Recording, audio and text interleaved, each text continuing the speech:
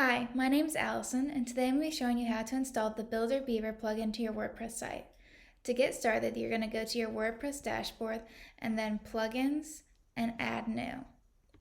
Then in the search bar, you're going to search for the Builder Beaver plugin. It should be the first one that shows up right here, and then you can go ahead and click Install Now. Once it's installed, you can either activate it here or go to Installed Plugins and click Activate. Then it'll take you to a page where you can edit your Builder Beaver settings, or you can just go to your pages and get started. So I'm going to add a new page, and I'm going to set up the Builder Beaver.